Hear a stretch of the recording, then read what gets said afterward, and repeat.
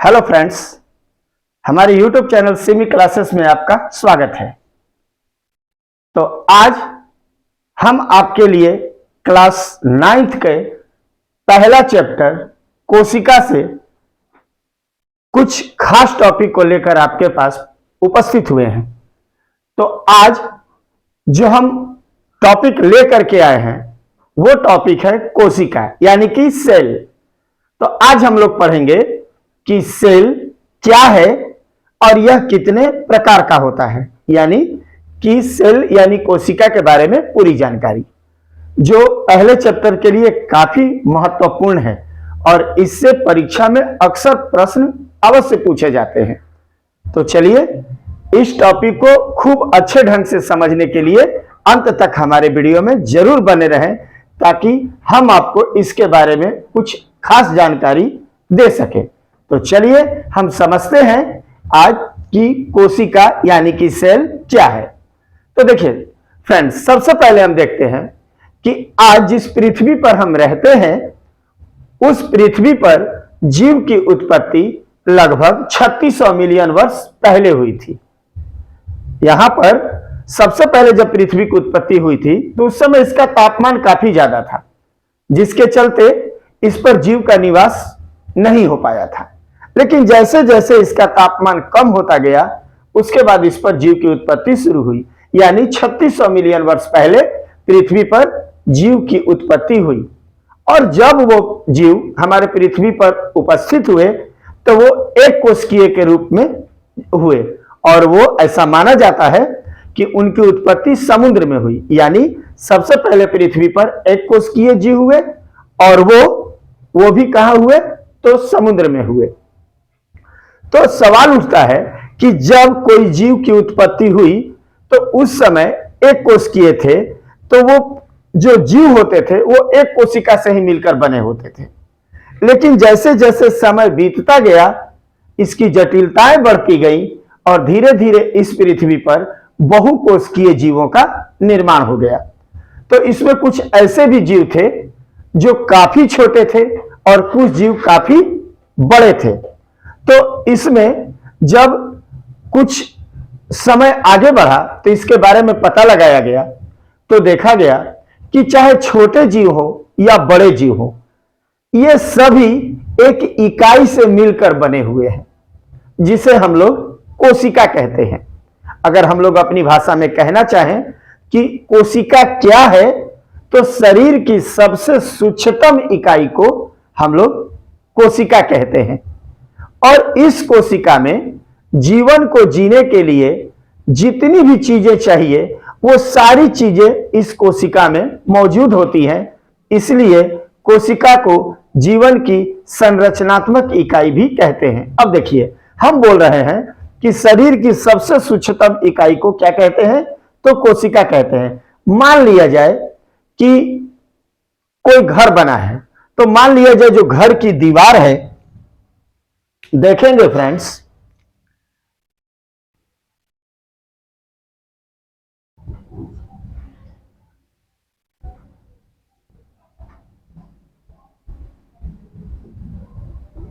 मान लिया जाए घर की ये दीवार है और ये दीवार हम देख रहे हैं कि छोटी छोटी ईंटों से मिलकर बना है। तो इस दीवार की सबसे छोटी इकाई क्या हुई, ईंट। ठीक इसी प्रकार हमारा शरीर भी जो है छोटी छोटी इकाइयों से मिलकर बना है, जिसे हम क्या कहते हैं, कोशिका। और इसी प्रकार इस दीवार की सबसे छोटी इकाई क्या हो गई, ईंट। तो हम कह सकते हैं कि शरीर की सबसे सूक्ष्मतम इकाई को क्या कहते हैं, तो कोशिका कहते हैं। और कोशिका में ही जीवन को जीने की सारी प्रक्रियाएं मौजूद होती हैं। मान लिया जाए कि ये आपका कोशिका हो गया, तो इसमें जीवन को जीने की जितनी चीजें होती है ये सारी इसमें मौजूद होती हैं। इसलिए इसे हम जीवन की संरचनात्मक इकाई भी कहते हैं। अब यहां ध्यान देंगे कि कोशिका जो है इसका पता कैसे लगा, कब लगा और किसने लगाया। अब यहां ध्यान देंगे हम।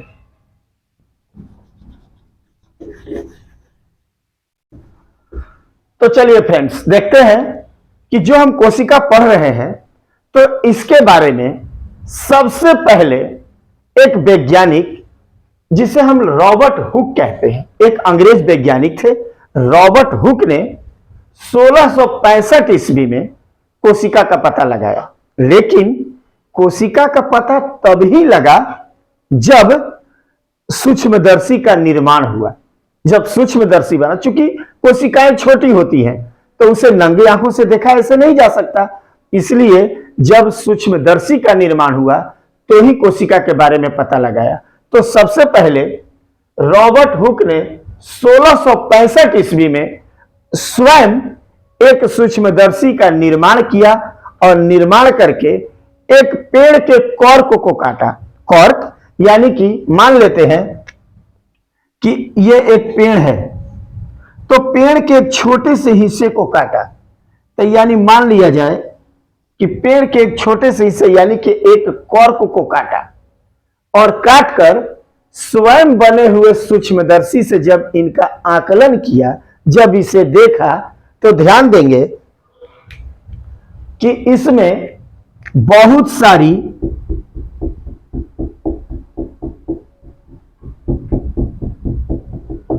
मधुमक्खी के समान छोटी छोटी कोष्ठ नजर आए। रॉबर्ट हुक ने इन्हीं छोटे छोटे छिद्रों को क्या नाम दे दिया? कोशिका।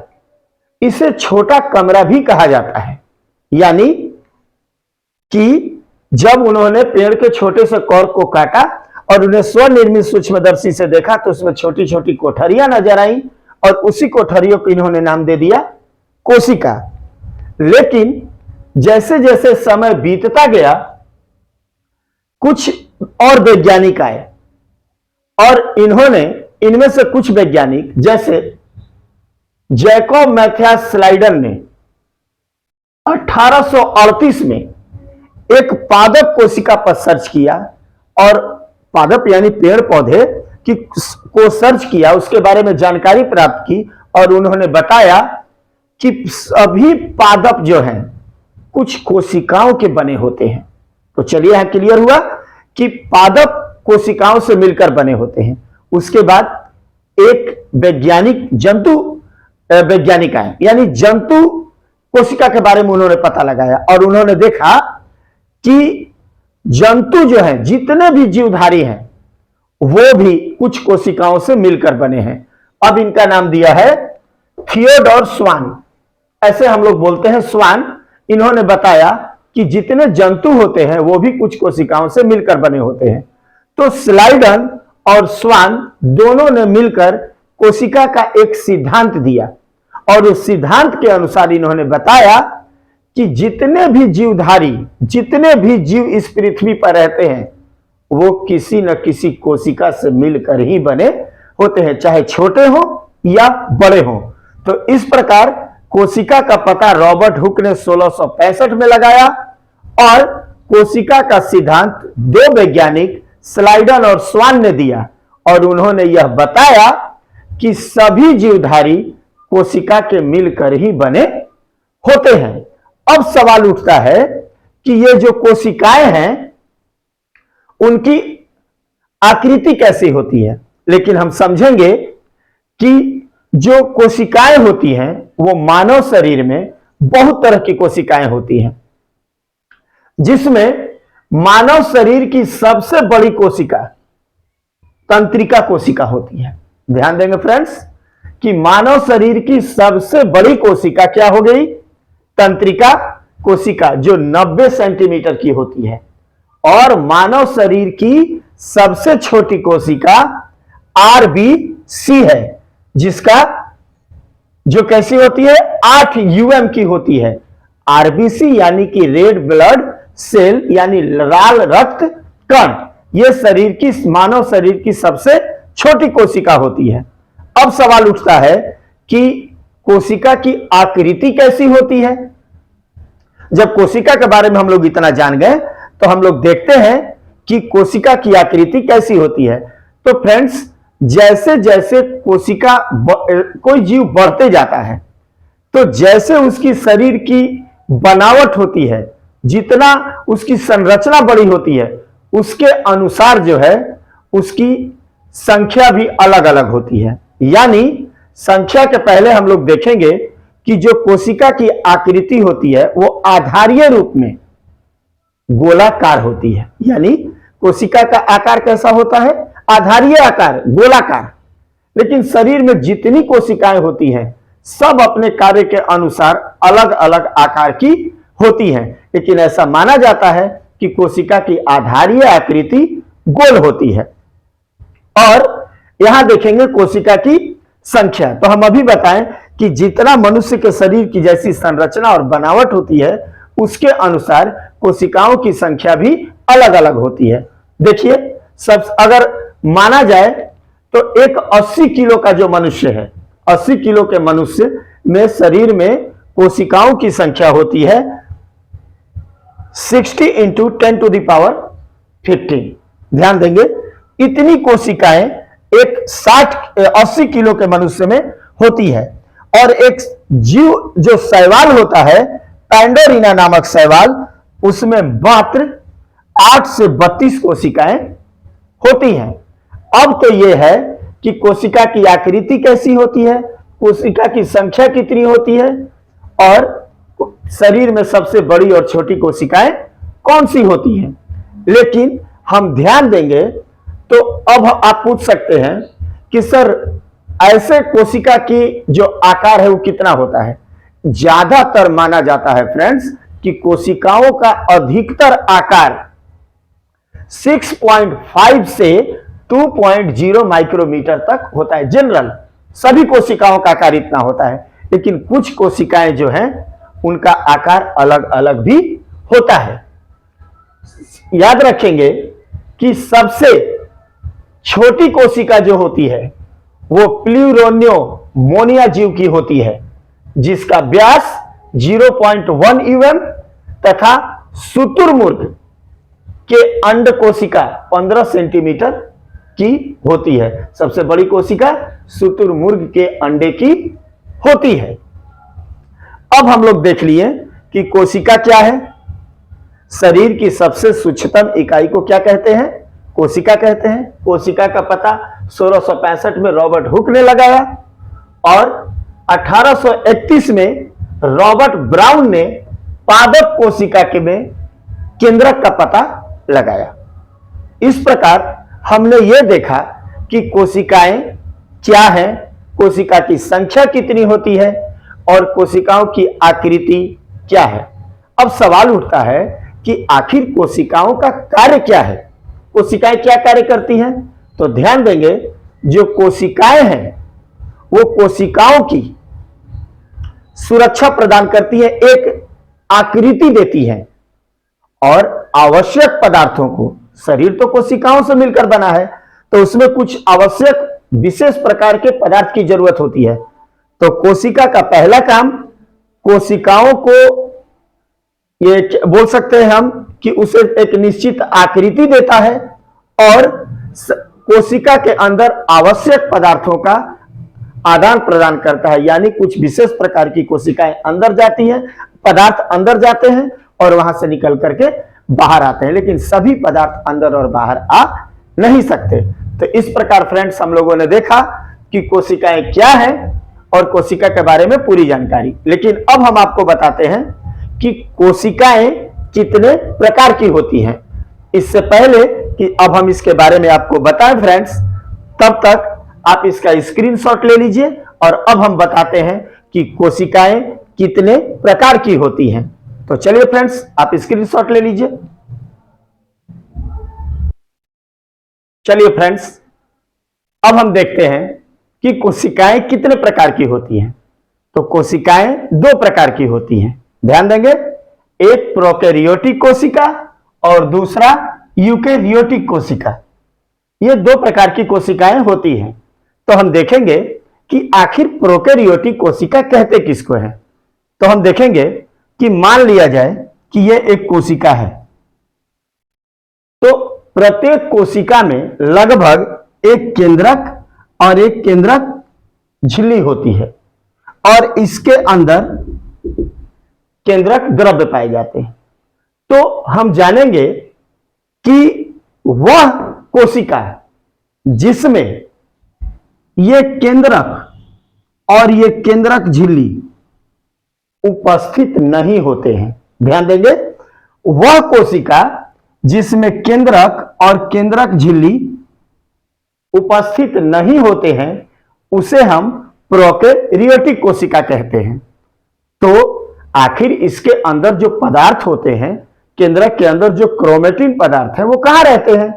तो ध्यान देंगे कि जब केंद्रक और केंद्रक झिल्ली नहीं होता है तो जो इसके अंदर क्रोमेटिन पदार्थ होते हैं एक अस्पष्ट क्षेत्र में रहते हैं, जो क्षेत्र पूरी तरह से स्पष्ट नहीं होता है, जिसे हम लोग केंद्र काय कहते हैं। केंद्र काय कहते हैं। अब यहां ध्यान देंगे कि आखिर प्रोकैरियोटिक कोशिका किसे कहते हैं? कि वैसी कोशिका जिसमें केंद्रक और केंद्रक झिल्ली उपस्थित नहीं होती है उसे हम प्रोकैरियोटिक कोशिका कहते हैं। इसलिए केंद्रक नहीं होने के कारण इसके अंदर जो क्रोमेटिन पदार्थ होते हैं वो एक अस्पष्ट क्षेत्र में मौजूद होते हैं, जिसे केंद्र काय कहा जाता है। अब सवाल उठता है कि ये इनके लक्षण क्या हैं? आखिर प्रोकैरियोटिक कोशिकाएं के विशेष गुण क्या हैं? तब यहां देखेंगे कि जो प्रोकैरियोटिक कोशिकाएं होती हैं वो हमेशा एक कोशिकीय जीव होते हैं।